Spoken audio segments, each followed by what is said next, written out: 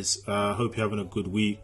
So this is just an example of a Euro AUD trade that I took this week. So basically the week commencing November the 23rd 2020. The only reason I'm showing you my account is basically just to prove that I actually make money from trading. So I'll put it from May, because pretty much May is when I started kind of back trading again. Kind of before then I hadn't traded in basically like a year or two. So I basically just jumped back on it, obviously as a result of lockdown and stuff. So yeah, basically this is just to prove to you that I actually do make money from trading. I'm actually pretty consistent with it, because what you'll get is a lot of people who will show you stuff like, oh yeah, I made 100 pips off a trade, but they will never actually show you their track record. So just to show you this specific trade in terms of Euro AUD and in terms of the profits that we made on it. So if you go from 16th of November, what can you see? Alright, so Euro AUD, essentially this trade here, so £220. So I'll just run you through an example of how I took this trade and the steps that I actually took to take this trade. So let's kind of get straight into it. So pretend like none of this has happened, right? So let me go into, replay mode for this.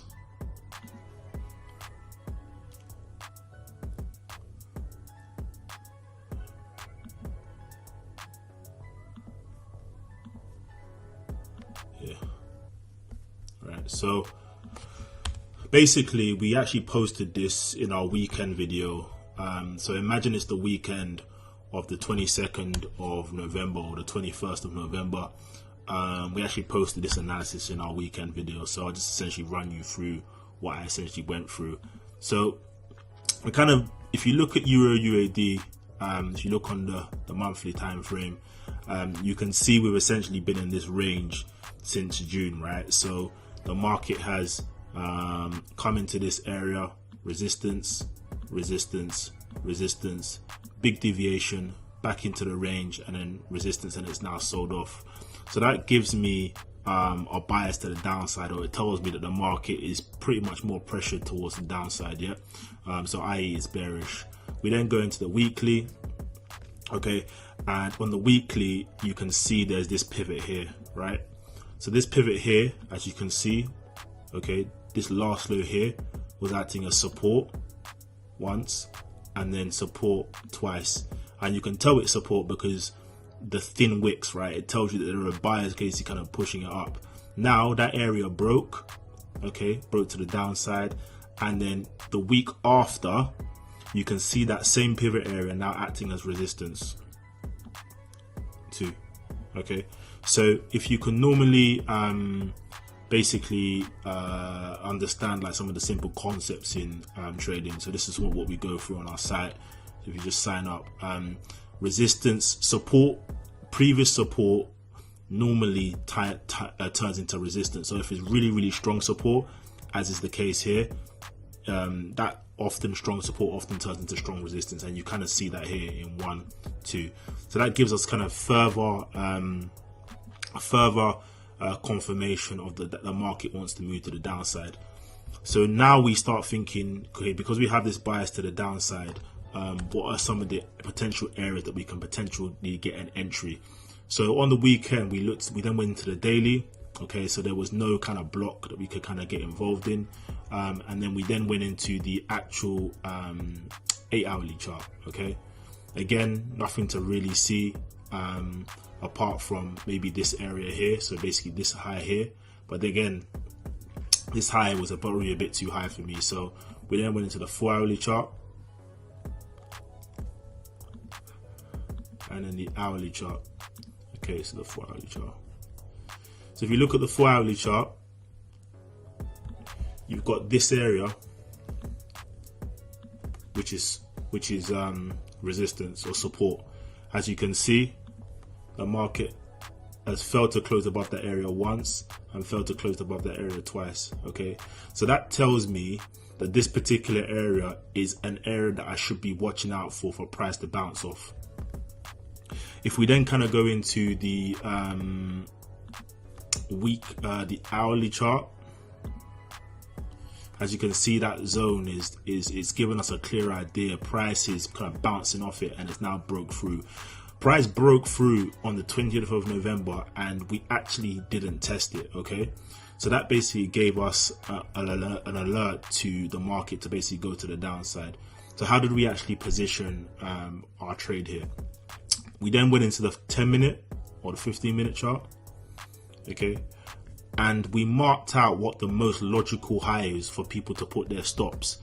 Okay, so their stops, i.e. basically if you're a retail trader, where was the most logical place you'd put your stop? Well, this is one of them. Okay, and then this is the second one.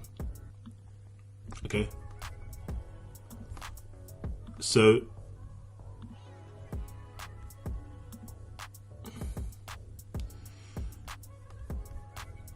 putting your stops at 1-2 if you're a retail trader, because these are the most kind of the last highs before the big move down. So if you're short this market, these are the most likely places you're going to put your stop. You're going to put your stop here, you're going to put your stop here, right? And also because you've seen the market kind of move down in this big wick here, you're also going to put your stop here, right? So there are two places where the market can go to essentially spike up to get liquidity and then move back down. And so that's exactly the play that we made here. So we said this is most likely, we said this in our video on the weekend, this is most likely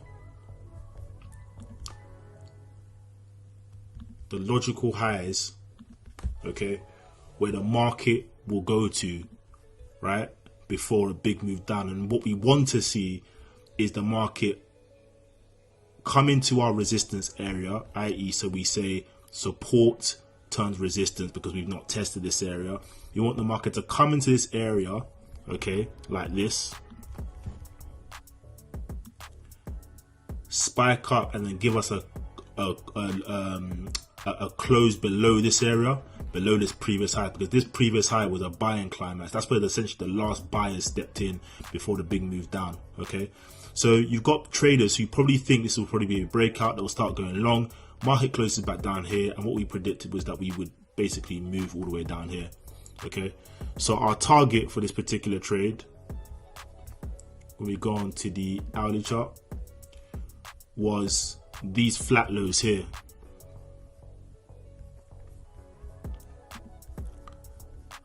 Our target was these flat lows here. So here, yeah, that was our target.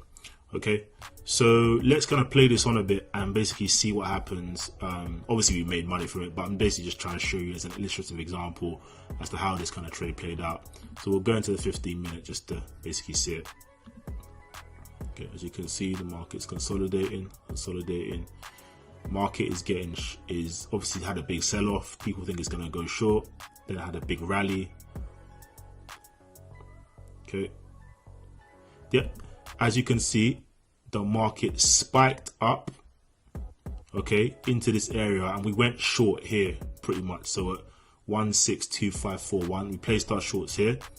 The market then came to test that area again, as it normally does, rallied back up,